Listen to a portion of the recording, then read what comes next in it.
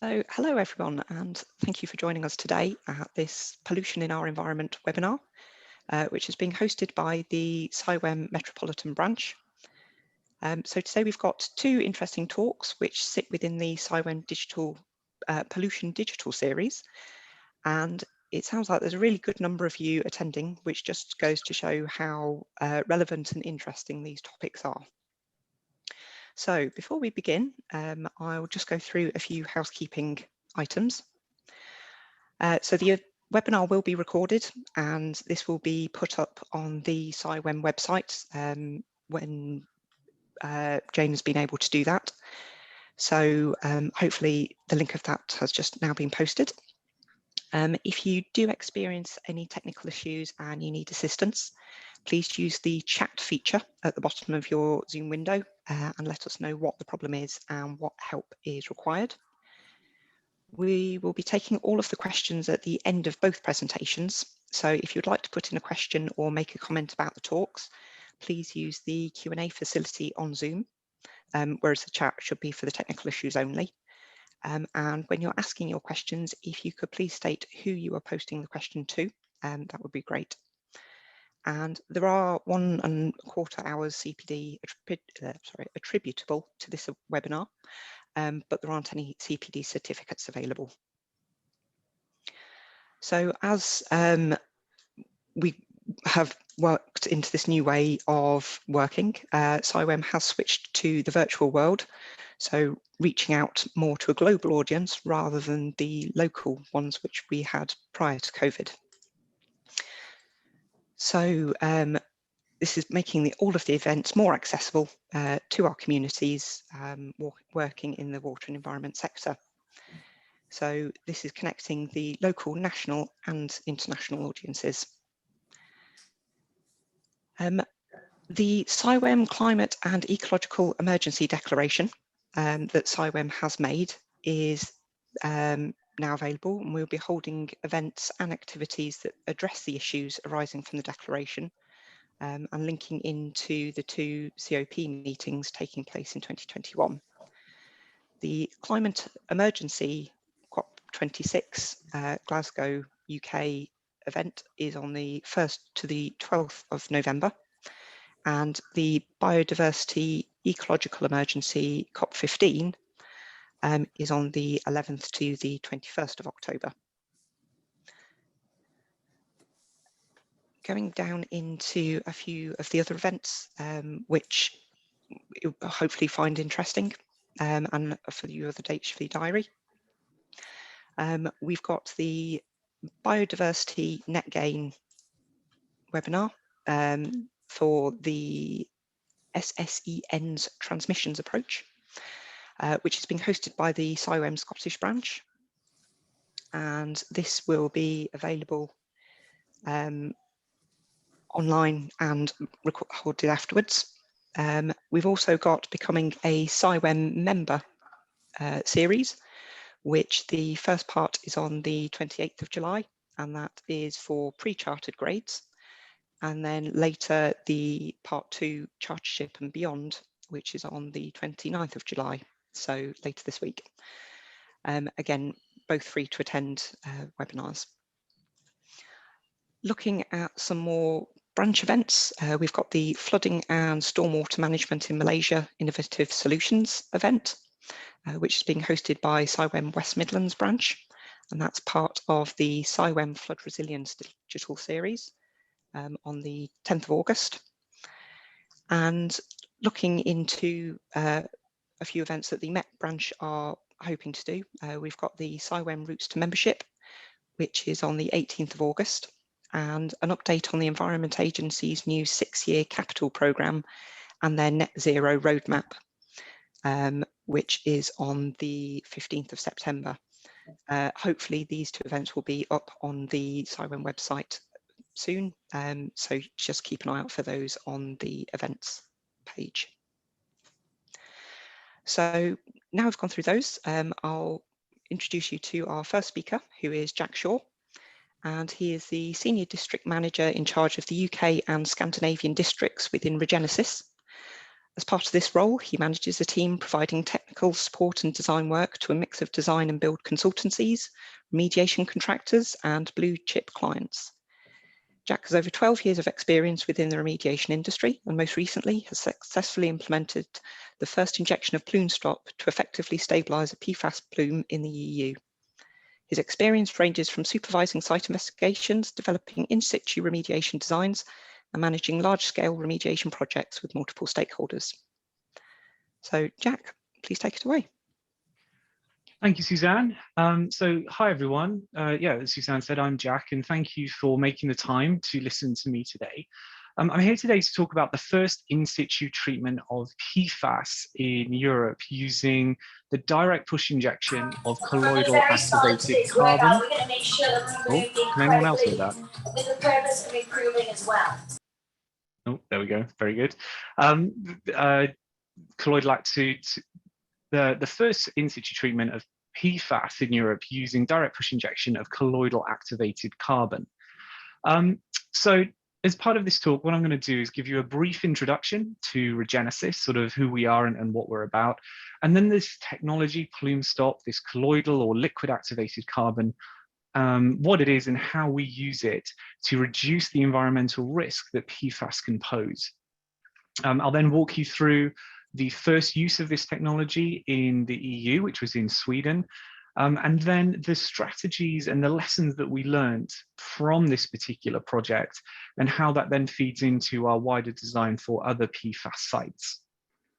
So first of all, Regenesis as a company, what we do is we specialize in the research, development, and commercialization of injectable substrates to remediate contaminated groundwater. So as a company, our focus is very much on groundwater.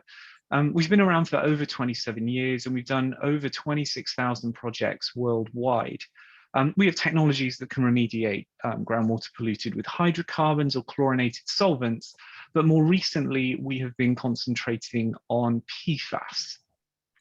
Now, I'm aware that many of you may not have come across PFAS before. PFAS is a term to describe a whole family of chemicals, these per and polyfluoroalkyl substances.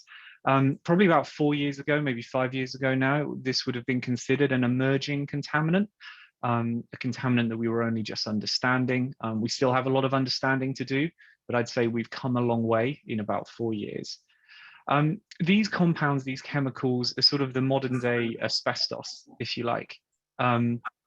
They were thought to be relatively harmless when they were released and used very widely across consumer products. So they were used in products as waterproofing agents, and they were used in consumer products to make pans non-stick.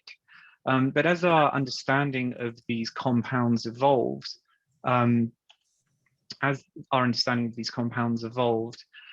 we've discovered that they are moderately toxic at low levels and acutely toxic to marine life at greater than 1 milligram. These compounds as well, one of the things that makes this group of chemicals so useful is that they're incredibly stable. They don't biodegrade, and they're not particularly, and they will not, then they're very thermally resistant. They're also resistant to chemical oxidation and abiotic degradation. Consequently, they've been used fairly ubiquitously in the environment in lots of different settings. And where we as Regenesis find them being used and where you have a lot of point sources of this pollution is on fire training areas. So my personal experience comes from the remediation of fire training areas, both as standalone facilities and on airports as well. So we're dealing with compounds that are resistant to biodegradation, they're resistant to chemical oxidation, they're extremely persistent, and then to add to all of those things, they're very mobile in the subsurface. So once they get into the environment, they will migrate with the groundwater across very large distances.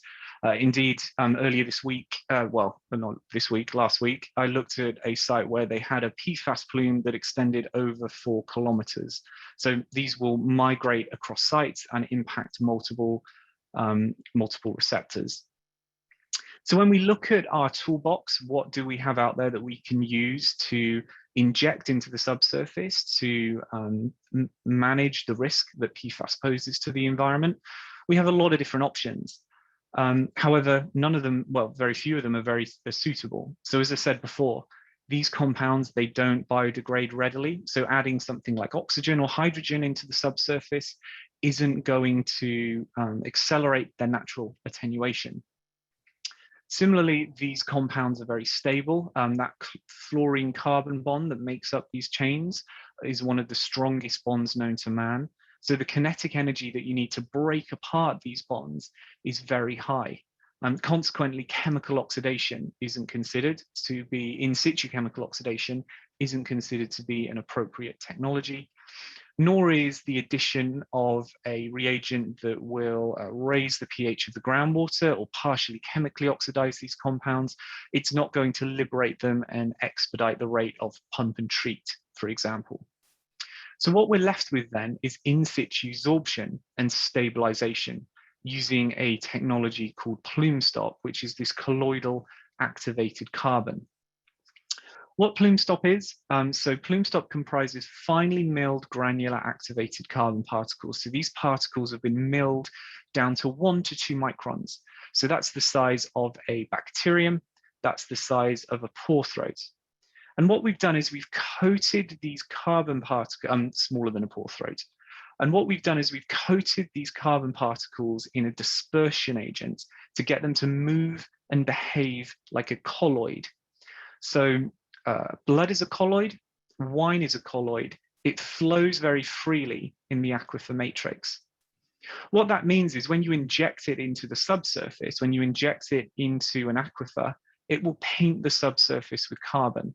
So you can see this just as a quick demonstration that was done at our R&D facility. What we've done is we've dosed that soil column on the left with Plumestop and just flushed about 14 pore volumes of water through that soil column.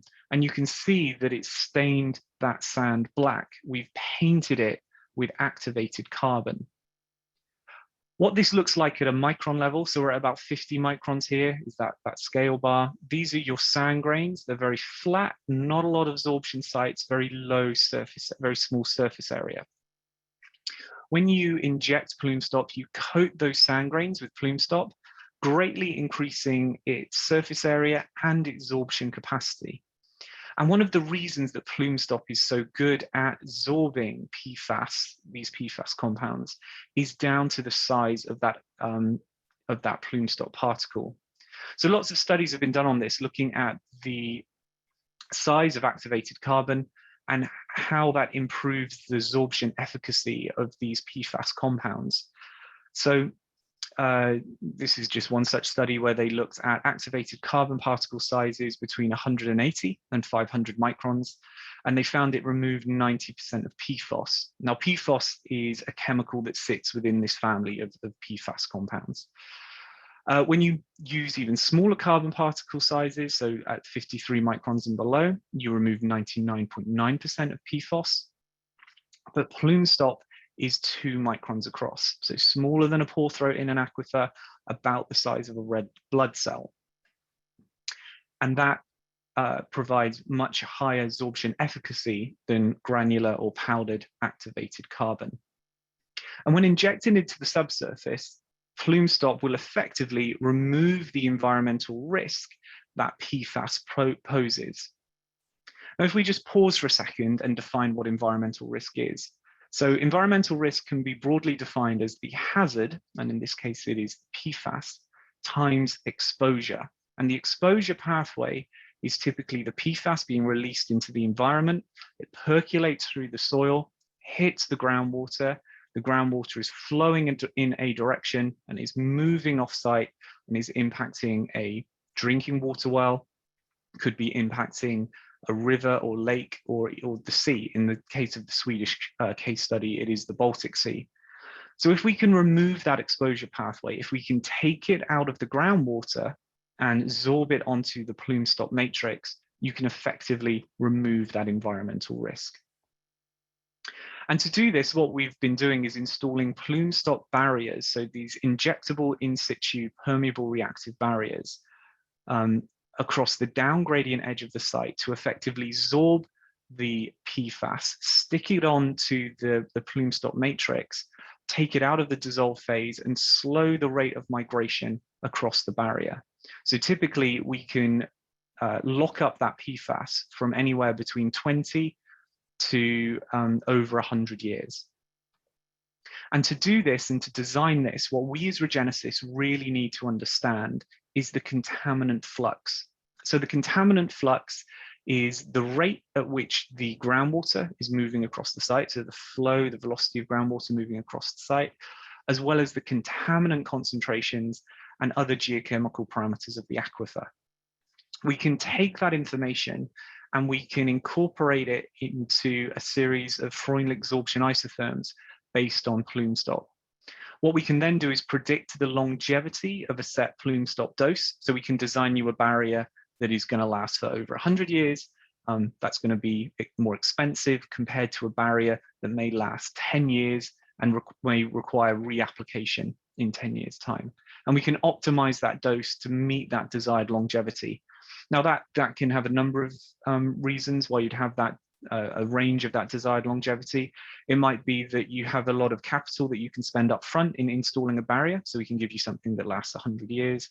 It might be that we're installing a barrier on a site where there isn't going to be a change of land use. There isn't a lot of capital up front, but what you can do is roll it out to a maintenance cost so that you can budget every 10 years for topping this barrier up to renew its life cycle.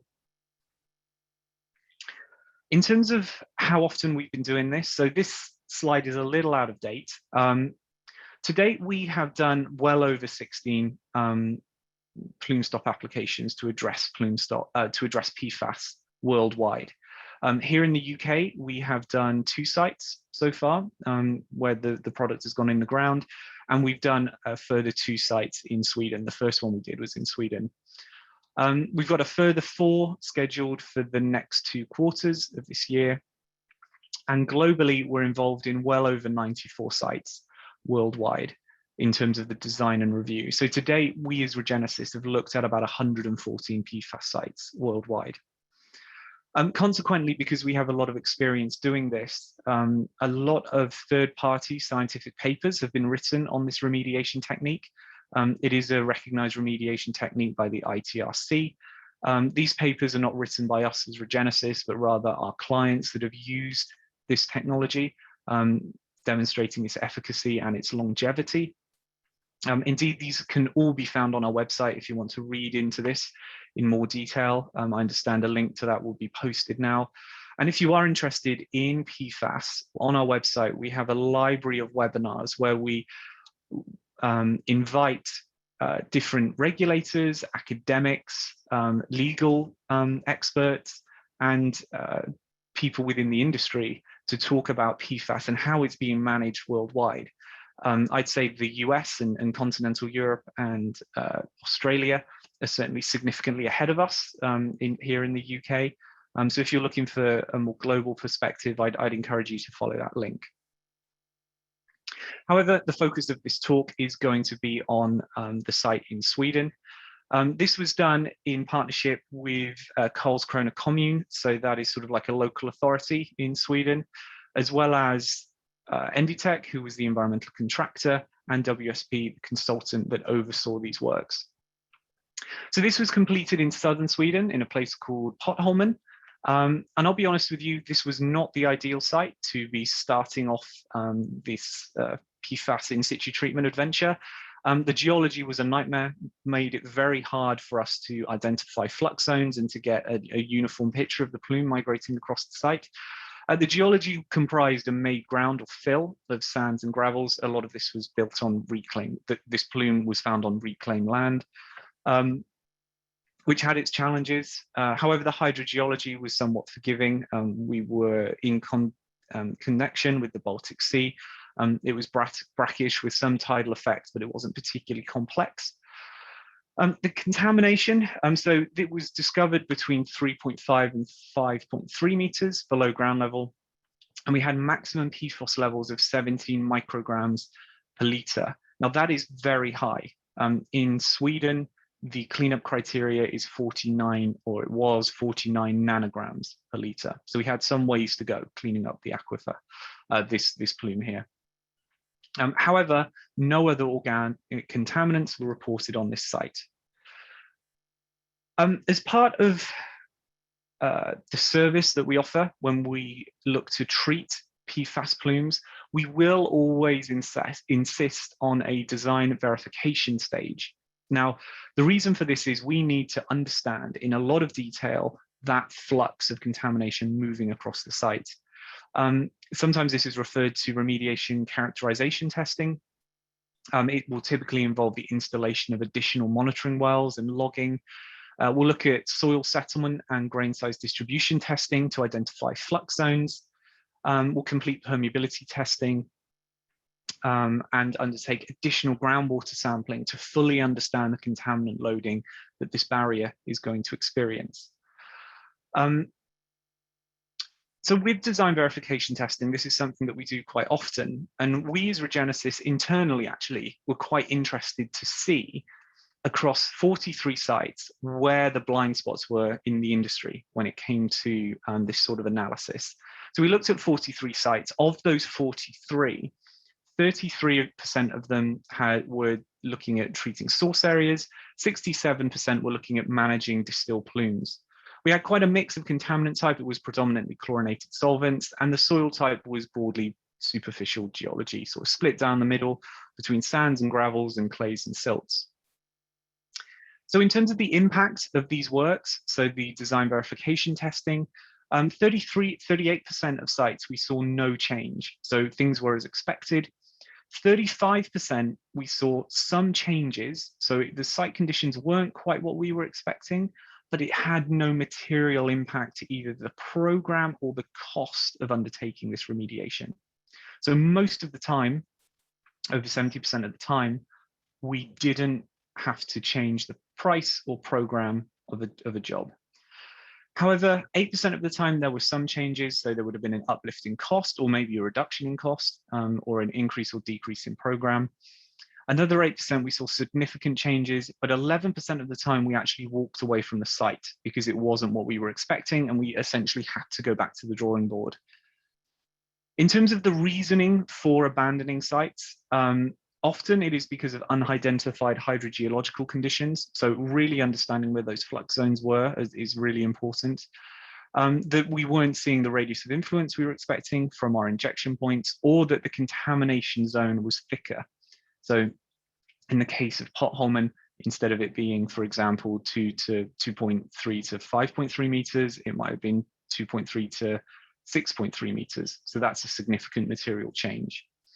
Higher concentrations were only 19%, but this was the big difference on Potholmen, is that we found that concentrations on this site were significantly higher than they'd been reported. So we undertook this pilot study. It involved the installation of about a 10-meter barrier. We took a series of coring and baseline samples. The injection works that were done here were done using retractable injection tips. At the time, this was quite a novel technology. I would say now I'm seeing this is standard more and more when it comes to injecting remediation compounds into the subsurface. If you're considering using direct push technology, I would recommend that you specify retractable injection tips. We in Regenesis don't make them, but it does pose for a better application. And in terms of results, so this is post-injection, you can see that we had a between 99 to 98% reduction in contaminant mass. Unfortunately, as I said before, that cleanup criteria was 49 nanograms per liter. We didn't quite hit it in this trial, but that was because concentrations were significantly higher than previously reported. And actually, overall, the Plumestop outperformed its design parameters. And yeah, we as Regenesis were very pleased with how this particular project went, given the increase in concentrations that we weren't expecting through the pilot phase. So in terms of the benefits of using Plumestop on these sites, it's a proven technology. We've now done well over 14 sites to date, probably have now closer to 5 years of validation data. It's effective. You can see the treatment kick in very early on. and it's available. This isn't a research and development project. This isn't a science experiment. We have a technology on the shelf ready to go. And for certain sites, we will offer warranties and guarantees where we will effectively take on the liability associated with PFAS on a particular site. If you're interested in that, please feel free to reach out to me and I can talk to you about the warranties in more detail. It's also a very safe product to use. It's non-hazardous and it's sustainable. As a technology, we're not producing any waste. It's a passive technology. Once it's in the ground, you're not needing to run machinery in perpetuity. And there's minimal disturbance to site or local amenities. It's also very adaptable. It can be used as a standalone approach. It can be used to protect a particularly sensitive receptor if the installation of a barrier across the width of the plume isn't applicable, or you can use it in combination with other technologies such as pump and treat, cement stabilization, or excavation. Or it can be augmented with additives of developing destructive technologies as well. So before I finish up, I'd just like to say thank you to the people that actually did all the real work. Matt from Geocompet, Nicholas from Envitech, and Jim and Reese from Regenesis. That's everything from me. I hope I haven't run over too much. And yeah, I'll hand over to the next presenter. Lovely. Thank you very much for that, Jack. That was No really interesting. So I'll now hand over to Rowan. So Rowan is the Marine Ecology Technical Principal at Mott MacDonald. He's well-published photographer and scientist and has spent decades travelling the world researching and working with many endangered marine species. He's worked in the Philippines, South Pacific, Australia, South Africa, Caribbean islands, especially the beautiful Dominica, and many others.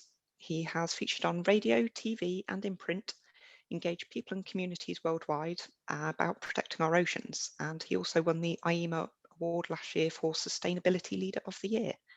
So, Rowan, I'll hand over to you. That's grand. Thank you very much. Can you hear me? Is that okay? Yep. Loud and clear. Smashing. It won't go to full screen, so I don't know why, so we'll just roll with it. But thank you very much to CIWEM and Suzanne and the team for giving me the opportunity to talk today. I'll try not to go on. I tend to get a bit carried away and a bit passionate about this. So if we do get a bit carried away, you can just go, oi, quiet now, that's enough. And I'll be like, fine, no problem. But today what I wanted to talk to you about was, it's very much about emerging pollutants and the different types of pollutants that are affecting our marine, freshwater and our arterial networks of streams and rivers and road surfaces, and how these emerging pollutants are working their way into our flora and fauna, key habitats, and also into our own food chain and more, and how we need to do more. But the focus very much for me has always been and is always will be about solutions, trying to find ways to mitigate these impacts of plastics and associated hydrocarbons and fiberglass and sunscreen and human hair and all these pollutants that are working their way into the environment, and establishing a baseline. I'll probably say this quite a few times in the talk, but before we can manage something, we need to get a measure of it. So for me, it's very much about baselines and understanding where and what is happening and how we can have some solutions there. I'll go on to the next slide. I know we can all read, so I won't read too much from the slides. But the first thing I'd like to mention is that plastic is not our enemy. Plastic is definitely not our enemy. It's a fundamental part of our sustainable future. It's something that is, when used correctly as part of the circular economy, it is a fundamental aspect and a benefit to our lives. It's sometimes not always possible to replace plastics with an alternative, given the impacts, direct and indirect impacts from carbon and emissions and transport and things like that as well, because plastic has a benefit. So I do want to emphasize that while I'm talking about solutions here today and the technology that's available to measure plastic and some of the other emerging pollutants that are in the environment, we need to bear in mind it's not the enemy. It's part of our sustainable future, and how we use and reutilize it is very important. Unfortunately, it's how we don't utilize it and how it goes to waste is one of our biggest problems. I'd love for everybody to think today about where these solutions lie. I think from the outset, design is the most important thing. If you're designing something to prevent a problem, why not go back to the drawing board and look at ways to think, well, at the end of life, where is this going to go? How can I reutilize this? How can I reuse this? How can I recycle this? What way can it be brought back into the circularity of the circular economy? And how can we develop this? But before we go there, looking at solutions, we're all very much aware of the impact that plastic has in the marine environment. You can see there in front of you that we have 8 to 13 million tons of plastic enter the ocean every year under different guises. We have polypropylene, polyvinyl, polyethylene, polypropanol. We have different types of plastics who all have different longevity and different half-lives and lifespan in the marine environment and also water itself. And don't forget, plastic is built to last. That's the whole reason it was invented. It has a very strong structural integrity, built of many carbons, hydrocarbons and oils and different chemicals that can also leach into the environment. But the functionality and the structure and the purpose of plastic is to last. And the earth just simply cannot digest plastic. So we have to bear that in mind as well. So there's a lot of other secondary and indirect impacts which we have to look at, which are evolving every day, every month, because of this ever-evolving situation where different chemicals are found in different animals.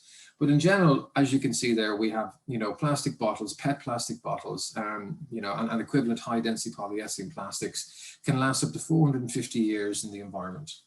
And the fundamental thing here, and I'll speak a little bit about pollution pathway receptor models, is that it's fragmentation. Essentially, as our plastic problem gets bigger, as the plastics get smaller. But we have huge amounts of plastics in the marine environment, huge amount of plastic in our environment. COVID is another example of how it's escalated to a new level. We had 1.65 billion face masks enter the environment over the last number of years. And sadly, there's nowhere you can really walk where you wouldn't come across a disposable face mask or even a part of PPE that might be associated with preservation of life and protecting you against COVID and other virulent factors. But it's important to mention that plastic, as I said, is a sustainable commodity. It's part of our future. And it's also something that we should be very thankful for, given that the benefits that it gives to us on our human health. But getting into the plastic statistics, you can see that there's a large amount of plastic out there. The issue of plastic is evolving every day. The likes of Blue Planet in 2015, 2016, and the BBC brought life to this topic. There's a lot of fog out there as regard to what the real amount of plastics are. But you can see that ever-increasing statistics are evolving every day, where we have, like as an example, 300 million tons of plastics waste produced globally. We have only 30% of plastics recycled. The infrastructure which is in place to recycle plastic varies. In the UK, as an example, varies from county to county and different county council to county council. So you'll find that some of the plastics that you aim to recycle in your recycle bin may not be recycled, and it may go to incineration or it may go to landfill. And it all depends on the type of infrastructure that's available, and also the calorific value and the density of the plastic and the type of plastic it is. I remember in 2002, I think it was, we introduced in Ireland a plastic bag tax, and it was 25 cents at the time. We all joked about how underneath the sink we had a little bank of plastic the next day because we monitorized plastics. Plastics has a value. It has a value to us, to the environment, socially and more, and financially and economically. And it's important that we use it in that way and bear that in mind. And that any plastics that can be reutilized in different forms is very, very beneficial to the environment. Sometimes when I'm looking at the solutions to plastics or the solutions to emerging pollutants, I think of STEEPLE, which is social, technology, ethical, environmental, legal, political, and economic. And I look at where all these solutions can fit into this sort of guise and how it can integrate into these things. But it's just to say that, like, one of the things that's most important is plastic has a monetary value, and that monetization of plastic is not a bad thing because it helps certainly fund certain works.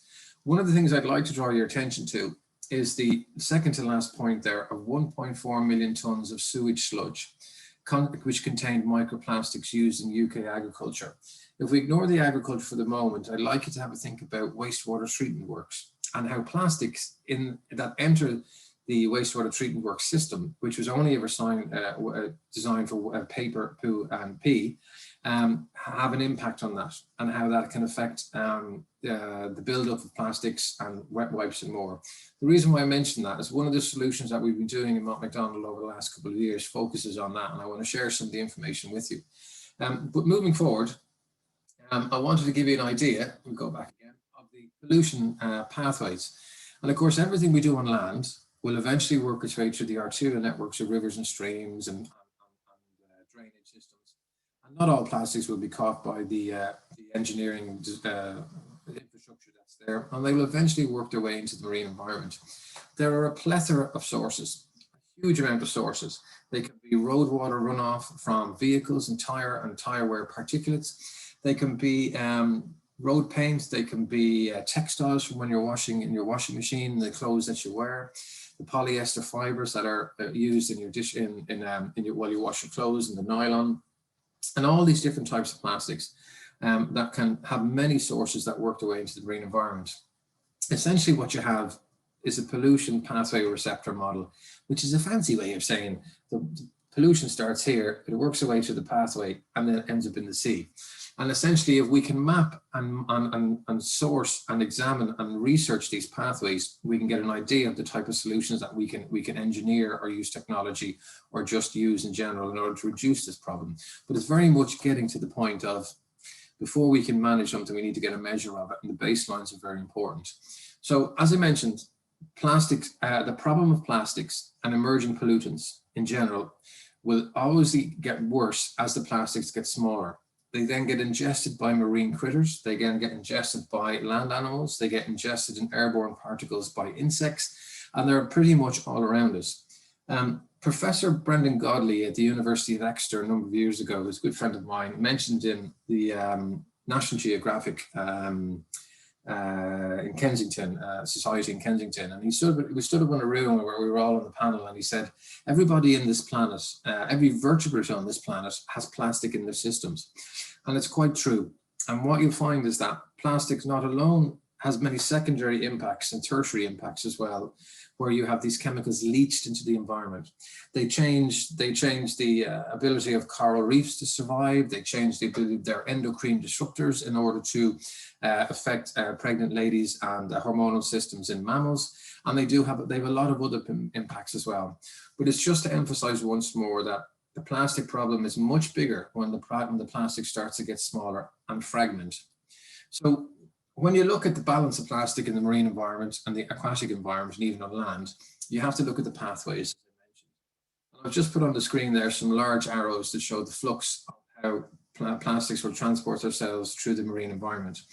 And one of the more stressing ones, of which there are many, while plastics works its way through the marine environment, it was found in 2017, maybe a little bit earlier actually, the microfiber, the polymer-based high-density polyethylene plastic that's in your face, that face wash and exfoliants, was washing itself down our shores and our drains and working its way into the river systems and was ingested by critters. And what they found was in the University of Exeter that some of the microfiber plastic beads that were used in exfoliants were ingested by marine plankton. Now, marine plankton are the basis of the food chain, especially in the marine environment. So if you have plastics at the very base of the food chain that all the other trophic levels depend on, you just works its way all the way up through bioaccumulation into our systems. And of course, you have to ask yourself, who's at the top of the food chain? We are, of course. So eventually what we're doing is we're putting enough pollutants, plastic, polymers, hydrocarbons, emerging pollutants, plastic fragments, different sources, and different chemicals into the oceans and into the water systems that we depend on for our source of protein and more. I'm not saying fish or marine animals are unhealthy to eat, but you have to ask yourself, if we keep putting in these 8 to 13 million tons of plastic every year into the environment, you're going to reach a tipping point, not to mention climate change. Moving that aside, it's important to get an idea that how plastic works its way through the water system, particularly the different layers in the ocean. And one of the indicators, which is a bit of a shocker, is that deep water species have shown they have ingested marine plastics. Now, deep water, as in like 3,000 meters deep, 10,000 feet deep, where you take the Alps, you put it in the ocean, it would disappear, and it just eats up all these land mountains and hills that we have. In fact, there's deeper areas of the ocean that you could put any of the tallest mountains on the planet, and they would just disappear. And that's how deep it is. And down in those environments, it's exceedingly intolerable to change. It has a very, very narrow window of opportunity from the point of view that it would tip it into mortality and survival. And what we're finding is that some of the plastics in the marine environment, which have different densities, of course, we have to mention that not all plastic will float, plastic will sink because it has a larger density. So not all plastic will float, so it works its way into the marine environment, into these deep water zones. I realize it's another slide to go, but I wanted to come to that, and I'll come back to it. But a lot of the research here, you'll see now over the last number of years, is emphasizing the problems of what plastic is doing to our marine environment, our aquatic habitats, and even terrestrial flora and fauna. And you'll see that a lot of the birds and a lot of the marine species that are actually in the environment are pretty much entangled in this unfortunately plethora of 8 to 13 million tons of plastics that are working their way in. But as I mentioned, the deep water zones are very important.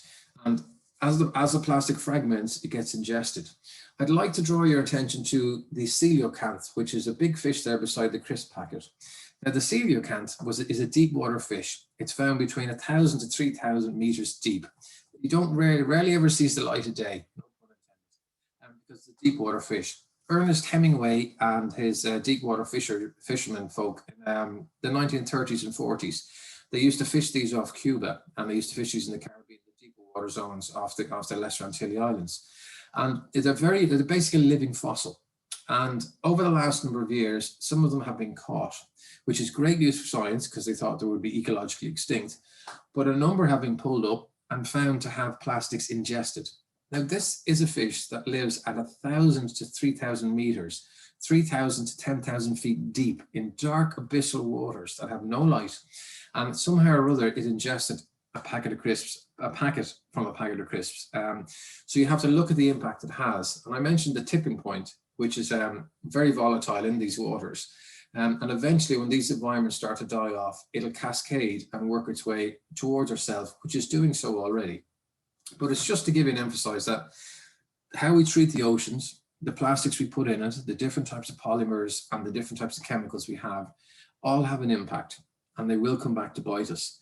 So it's important to get the point across that while the research is showing that the plastics from many sources are working their way through the system, we need to look further into the research, into the solutions and how we can stop this happening, and make sure that, as the Ellen MacArthur Foundation put it together in a research recently and promoted by the United Nations, that we don't have more plastic in the sea than fish by 2050. That'd be quite a crying shame. So if I could move on to my next slide, I'll talk a little bit about solutions. So that's all the doom and gloom over. I wish it was over. But what we're doing in Mott MacDonald is we have a number of projects. I've just given an example of 2 or 3 of them here.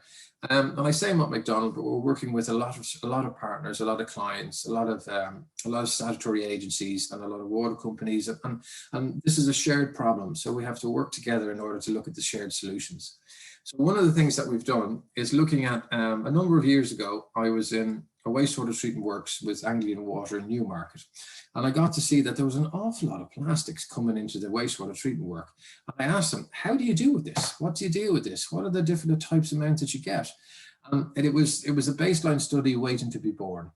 So what we did was we worked at the University of East Anglia, and we worked with Anglian Water. And what we did was we examined the different types of plastics coming into the wastewater treatment work from first stage screening. And I had the glorious job of once a month to go there and work with the master's student in the University of East Anglia to get a huge big sample of all the different types of plastics that were in the first stage RAG skip. And I go back to the top of the conversation when I mentioned baselines. So I was trying to get a baseline of the type of plastics working their way through the normal shore and rivers and drains that run into actually wastewater treatment works and a small catchment in Newmarket, and the results were surprising. So what we did was we went to the skip and we analysed what was in it, and I'll show you exactly what was in it now, but we also broke it down to the different types of polymers and plastics through infrared spectrometry composition. And we also got an idea of the different types of wet wipes and the manufacturers and the weave that was there. And we were able to identify the source of the wet wipes. That was secondary, but it came out very to the forefront of it.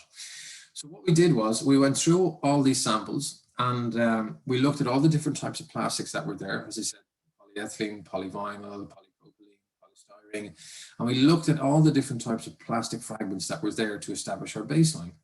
So what did we find? So as an example, if we go from left to right here, we found a lot of single-use commodities. We found disposable cigarette lighters. We found polyvinyl hose pipe from garden hose. We found common PET plastic coffee cups. We found silicone-based plastic dog toys and chews. We found highlighting pens. We found a large amount of single-use condiment and fast food and confectionery plastic and wrapping. We found pens. We found O-rings. We found toothbrush. Somebody lost a toothbrush in Newmarket. We found latex gloves. And we also found a do not flush sticker, which goes on the outside of wet wipes, which tells you not to flush it. But people do flush it.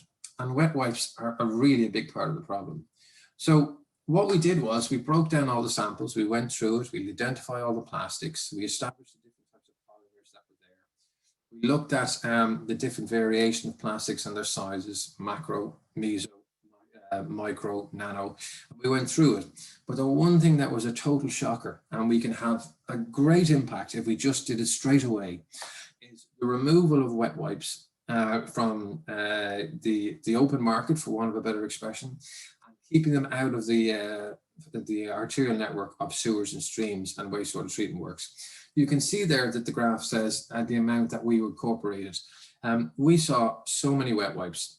And the secondary part of this was we were able to identify the weave from the manufacturer of the different types of wet wipes. Now, the University of Plymouth has been doing some research on this, on the biodegradability of wet wipes over the last number of years. And of course, people who are ethically minded will buy more cellulose-based wet wipes, as opposed to more polyester or nylon, or a mix of cellulose and polyester and nylon plastic wet wipes. The idea being that the cellulose, being a wood pulp, will break down more naturally in any aquatic environment, or any marine environment. And they would buy these knowing that they would have less impact. You'll find that they don't break up as quickly as you think they will if you've chosen the more wood pulp cellulose-based non-two-ply paste toilet tissues. And the polyester ones are designed for rigidity and strength, and they last. And of course, these get ingested by marine creatures and also riverine creatures. So what also happens is that they fragment. You have a large piece of wet wipes that were basically fragmented in small nanoparticulated fibers, and that works its way into the system. It's been absolutely exacerbated by the same component in single-use face masks, and they are polypropylene face masks, the same material you find in wet wipes.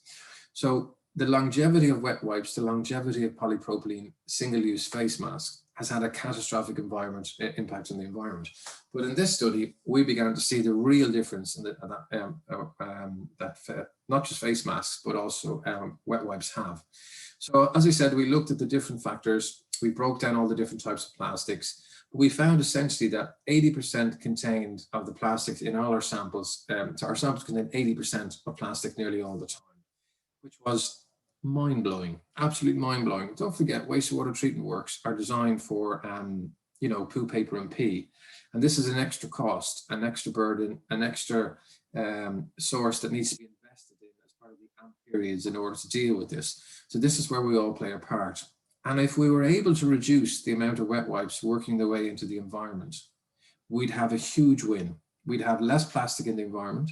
We'd have less indirect impacts in the environment. And we'd also be taking plastic from the environment, because there's no need to keep this going. But given that wet wipes, there is an alternative to wet wipes, and that is just toilet paper, to be honest. So just to give you some rough estimates, what I'll do is I'll draw your attention to two things here. Essentially, when we looked at it, we go halfway down here, you'll see nearly 50 tons of has been removed from skips in Newmarket since 2015. But when we extrapolated that from this one small catchment of 20,000 people in one area of East Anglia and took it at a national level with all the different catchments, whether they're urban, rural, or suburban, or city. And the idea being that all these amounts of waste that build up in plastic that our cumulative total have, it blows your mind. So what we found was, for a population of 60 million, a national population of 60 million, there was an estimated 2.6 billion wet wipes working their way into the environment. And this is extrapolation. So you will find this will probably be more, given some areas are more well developed than others, and other issues exist there as well. So that's approximately 11 billion wipes sold in the UK every year. And you have to ask yourself, is there really any need for these? You know, I have a newborn son. I understand they're very important, but there is alternatives, and you've got to look at these scenarios. So what we're doing is we're looking at solutions to deal with this now that we've established our baseline, which I'll come back to. But in the meantime, we're also looking at other avenues where we can collect more baseline data. And we work, Mott MacDonald has invested and bought a number of sea bins. There is also other technology out there. There's a trash shark. There's technology that will comb beaches. There's Cameo eco bags. There's quite a lot. There's the small bags you can get for your washing machine as well to put your plastics here you're washing in, so you trap your plastics. And there's lots of technology out there and ever evolving. You know, there's also the Graphene Institute in the University of Manchester can be used. Graphene has been seen as a new product that can filter out 100,000 times smaller than a human hair fine particles. And there's a lot of technology going on there improving these. But one of the simplest forms and one of the best forms that we found is using a sea bin. About 2.5 years ago, I was home in Dublin, and I grew up in a harbour at a place called Howth in County Dublin. And I realised that in one area of the harbour, there was always plastic. So I'm aware of the technology that's available. So we raised money with Mott MacDonald and ourselves and crowdfunding in the local community. And we installed one of these with the local harbour master, who was very supportive of it. Since then, we've installed another one. And since then, we've installed another one, I think, in Cardiff as well. The idea being that we would send our graduates there every month to go through the sea bin and identify the different types of plastic that you'll find there. It's really had a great impact on the community there. And as you can see in the center photograph, after 24 hours, it had already started to clean up the harbour, remove hydrocarbons, it's oxygenated the water, and it had many other secondary impacts. But the idea being to remove plastics. We found some amazing stuff. For those of you that are not too familiar with, in the 1970s, in Ireland, we had plastic bottles replace glass bottles, milk bottles. And only last year we found one bottle from the 1970s that had from Coolock Dairies, no longer in existence. And that was first introduced in the 1970s. So this plastic bottle had been in the oceans and been in the coastal waters of Ireland for 50 years. And this is where it got really exciting. When I looked at the bottle, I found Semibalanus balanonoides barnacles that are normally found in rocky intershore tidal habitats on rocks and seaweeds and amongst the fucoids growing on this plastic. So we're already seeing habitat change. I also noticed that there was a lot of plastics and monofilament and fishing wire and other types of plastics in the local seaweeds. So that would affect biodiversity. And these are seaweeds that have been dislodged from their source or hold fast and work their way through the system because they're floating.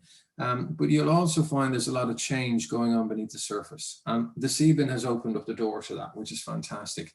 We installed the sea bin on the 19th of August, I think, 2019, just before COVID.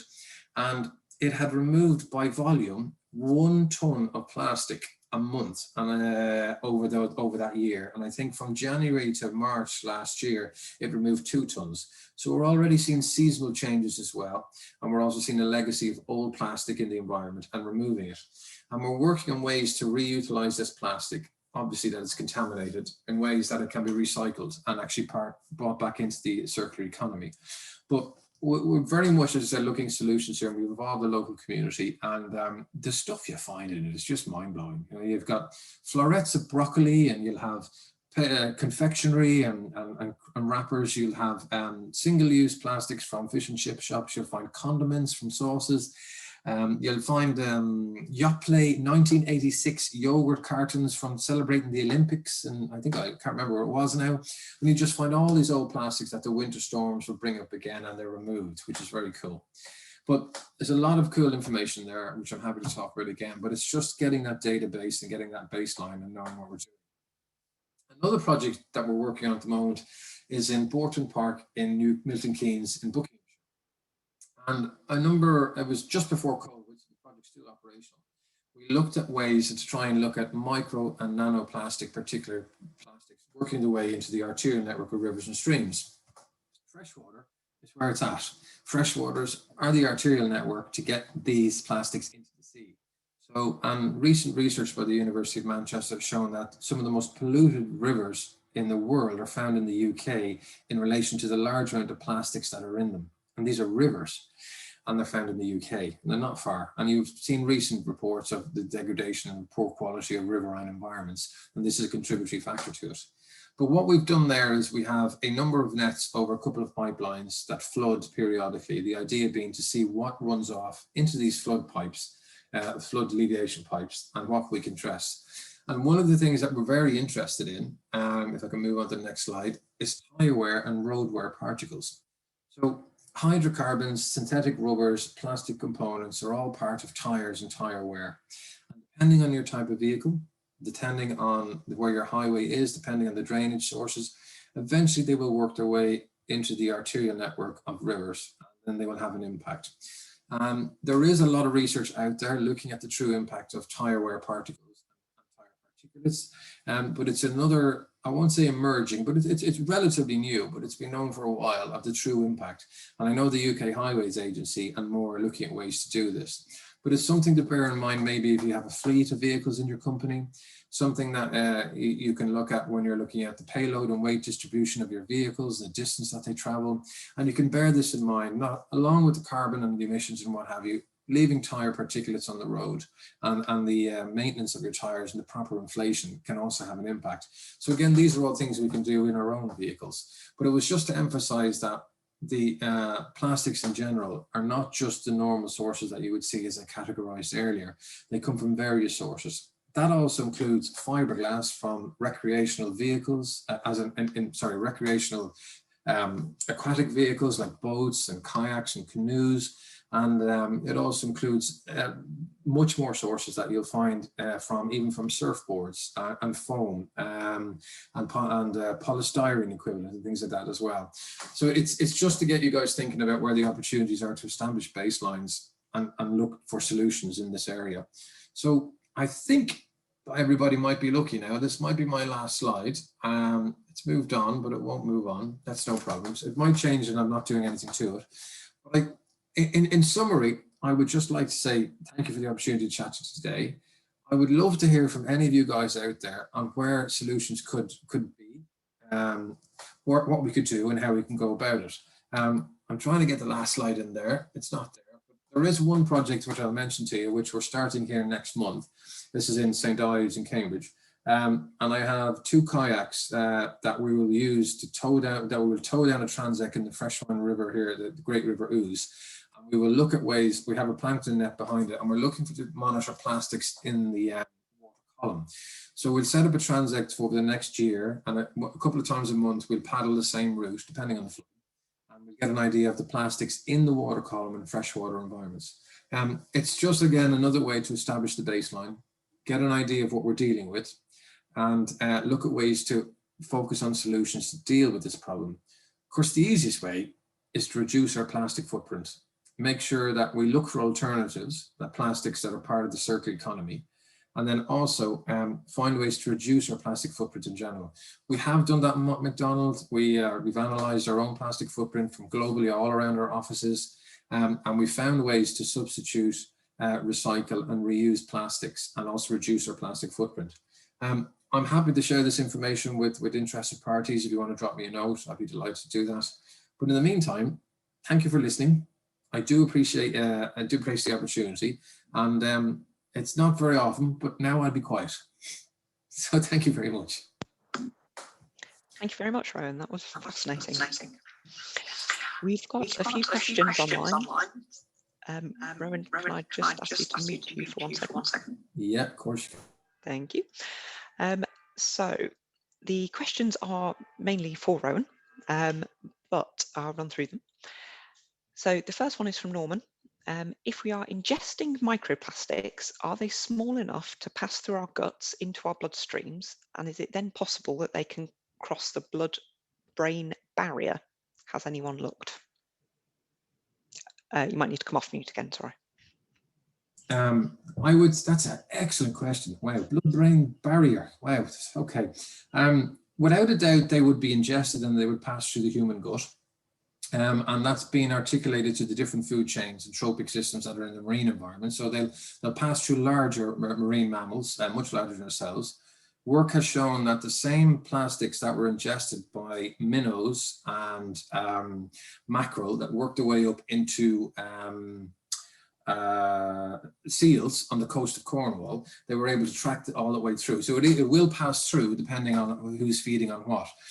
Blood-brain barrier. I'm not an endocrine specialist or an epidemiologist in any way, or human physiology, but I would say it's possible. And knowing that the information from plastic oceans and further research has shown that it can disrupt hormonal systems and it can disrupt metabolic rates in humans and also animals, it's quite possible that could happen. I'd have to bow to the experts there, but essentially my logic would be plastics don't have inert chemicals in them.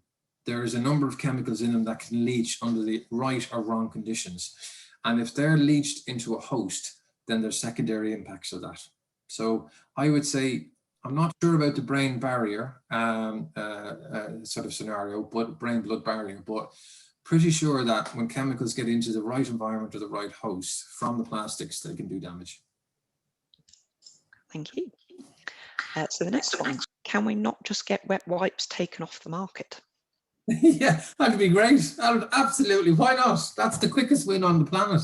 Do you have to ask yourself, do we need wet wipes? Maybe we do, maybe we don't. Then they need to be disposed of properly.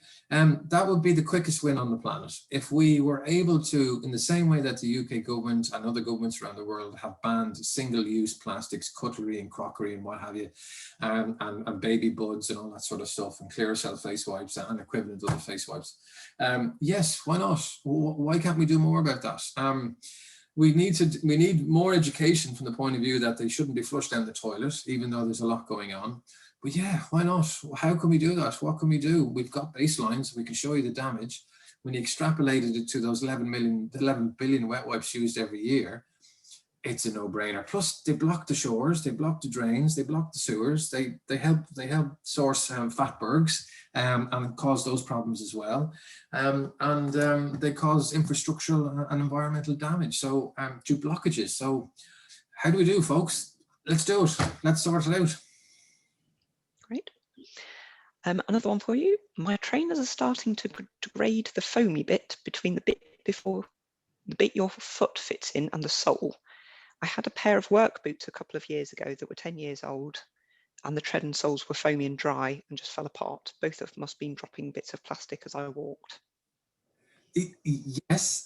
So I guess the question is, I've had a lot of boots for a long period of time, and over time they've worn down and fragmented bits of plastic into the environment. Is that it? Yeah. So do you think that older shoes are more of an issue? Well, it depends on the quality of the shoe, I suppose. Are older shoes more of an issue? Well, you could get them rehealed, or you could get them resoled or resurfaced, I suppose. That would be more sustainable. Some new products on the market are not just plastic based or not just silicone based. There's natural fibers in some shoes now, and you'll also find that Adidas and other manufacturers are replacing shoes with recycled marine plastics, and you're finding that the plastics that would normally be thrown away are being recycled into clothing, into swimwear, into footwear and things like that as well. So it depends on your frame of thought. If you're going to use the same shoes for a long time, that's very sustainable, if they last. But if you can replace them with more environmentally friendly products that are recycled from waste, and keep those for longer, then you're doing well as well. So it's very hard to say, because in both circumstances you're going to get plastic where the tire meets the road, for want of a better expression, and you're going to have fragmentation. So, but maybe new innovative products with natural fibers made from recycled materials would be the way forward, because you're closing the loop. Great. I will fit in a question for Jack here, if you're still around, Jack. Perfect. Where do you see the PFAS contamination going in the future? As it emerged a few years ago, do you still see it being a concern into the future, or that once we understand a few more of the chemical elements of it and the impacts to health, whether it will still be the same concern it is now? I think it will probably go you know, when I started in this industry, we had Dutch intervention values and, you know, set quantitative targets for things, and there was no risk assessment really done on particular sites. I think what will happen is more, because there isn't enough money in the world to clean up all the PFAS sites globally. We're dealing with plumes that are 4, 5, 6 kilometers long, and you could bankrupt even some of the biggest organizations to fully clean it up. I think we'll probably end up going down a much more risk-based approach where you know, we'll just be looking to clean up source zones or really just manage plumes, I guess. But for now, because no one really knows the extent of this problem, I think there's going to we're taking quite rightly a precautionary principle for now. Great, thank you. No problem. Another one for Rowan. Have you been investigating microplastics in river sediments? We have done some research on canal sediments, and it would be interesting to compare with river catchments. That was from Charles Hughes. Simple answer to that, Charles, is we haven't. It'd be great to compare and find out what they are. I mean, this is the most important thing, that we establish a baseline in all these environments that are very sensitive to change. So if there's any data out there, or if anything we could share, I'd be happy to have a chat with you, no problem whatsoever. Brilliant. Another one, plastic is manufactured from fossil fuels. Single-use plastics seem to be ubiquitous. Perhaps oil and other fossil fuels are too cheap and need to be taxed to encourage the use of more traditional materials such as glass and waxed paper. What do you think? I don't think that's a bad idea. I think the less fossil fuels we use, that's not going to do us any harm, is it? I think there's more benefits to less fossil fuels that are not just plastics. It's a very good point, because a large amount of global petroleum companies don't earn a huge amount of revenue from petrochemicals for internal combustion engines. They earn a lot of money from petrochemicals that are used to in a virgin state to make plastics. So if we can find ways to work around that and complement that through alternative sources of energy or substitutes to plastics, all the better. Because I go back to what I said in the talk, the earth can't digest plastics, and it's just, we are, you know, I didn't mention the talk, but we're leaving a legacy of which is really fundamentally important to me. We're leaving a legacy of a plastic generation. You know, there's new islands forming off Hawaii that, when the flotsam and jetsam of plastic on the ocean rushes up onto the strand line of the beach, when the volcano erupts, it morphs. I'm not a geologist, but when the lava hits it, it morphs into a new rock. So you have lava and plastic rocks. I mean, what's that all about? I mean, that's not then to be lying around. So I know the question was about hydrocarbons, but it's this change and how the legacy. So if we use less fossil fuels and we can have alternatives to it, we leave a better legacy, which is very important. Great. Do the microplastics get into the muscles of fish? Will other parts of the fish roe have higher density of plastics? I can tell you that microplastics do get into they bioaccumulate. The toxins, their chemical components, their chemical makeup can leach into tissues. And you will find that. Again, that's been documented in human endocrine system disrupting research and more, but you will find that. And the secondary way, I mean, one of the things you can, I mean, I remember as a good example, in the late 1990s, I was working a lot with sea turtles in the Caribbean. And I remember reading a paper from the early 1990s when I was there that showed that sea turtles that had ingested PET plastic bags, just single-use plastic bags. The compounds had leached into their system, bioaccumulated in their tissues. And one of the ways that they got rid of this toxin was in the shells of the developing hatchlings. So when the mother came ashore to lay the eggs, what she did was she laid eggs that had plastic chemical components in their shells. Now, that is just mind-blowing. So you will find that I'm pretty sure, as I said, I'm not an endocrine biologist or epidemiologist or that sort of microbiologist idea, but there's no doubt in my mind that if you eventually, once you have enough toxins in your systems, regardless of what their chemical makeup are, you'll have a reduced ability to reproduce, you'll have affect your metabolic rate, your behavior, your ability to digest food, and it has secondary impacts. So I guess in short, if we could keep plastic out of the food chain, which we are part of, it can't do us any harm, and it can give the plastic a chance to the environment to return. I will say one last thing, actually. It was Dr. Fish, who was my marine biologist teacher in Aberystwyth. Great, well named. Yeah, great name. And his wife is Susan Fish, so I was taught by Fish and Fish. But he said to me, he said, we still have a legacy. If we turned off, he was talking about climate change and emissions. If we turned off every combustion engine, we'd still have a legacy to deal with 30 years from now of the emissions that are in the environment. That is multiplied by 10 times and more by the amount of plastic we have in the environment and the legacy of plastic and its abilities to be durable and survive. So there's no doubt we're going to see more and more plastic in the environment. So we have to cut the tap. We have to stop the tap. We've got to stop this stuff getting in. And you rant over. Yep. So a question, how can we be sure we were getting rid or removing all of the assorted plastic when conducting a baseline study for plastic pollution? Well, we can never be sure we're getting rid of all of it because a lot of plastic you can't see. The impacts are very difficult to measure when you don't know where all this plastic is or where it's being ingested. So it's quite a hard metric to get your head around. But the safest thing to do is to turn the tap off, stop the plastic, enter the environment now.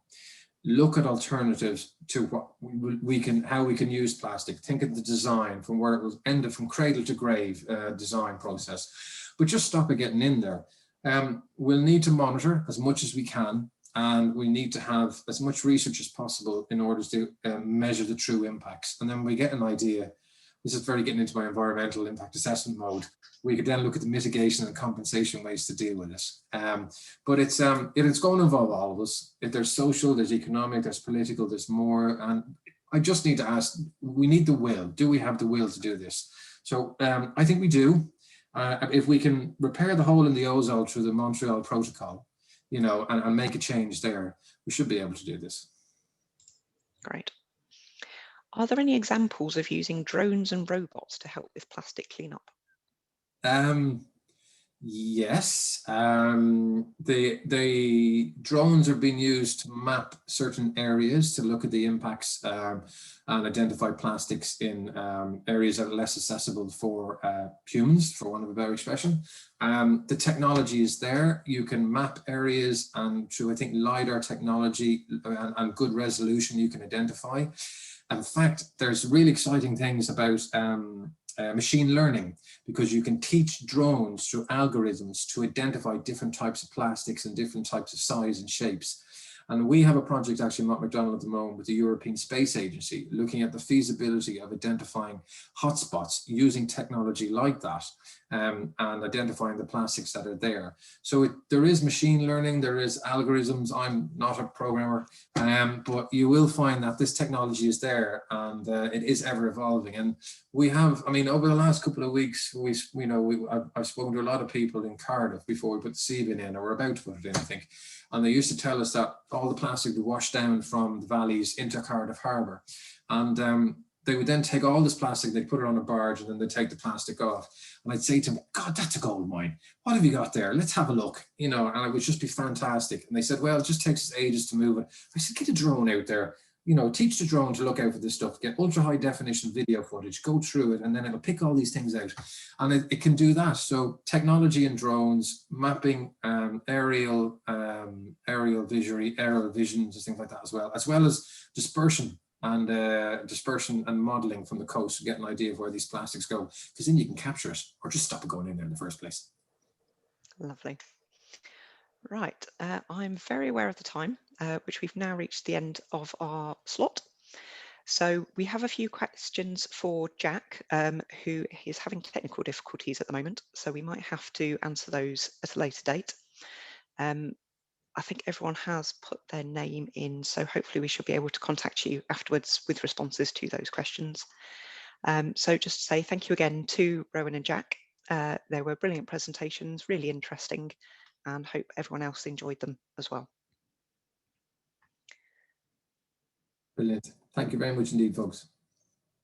And thank you for a really interesting talk. It's really, really, really good. As I say, I can produce a Q&A report which will list all the questions so that we can feed those back to you, Rowan and Jack. Lovely. Well, have a good evening, everyone, and thank you for joining us. Thanks, Yes. folks. Take care. Bye-bye. Bye. Take care now. Bye. Bye.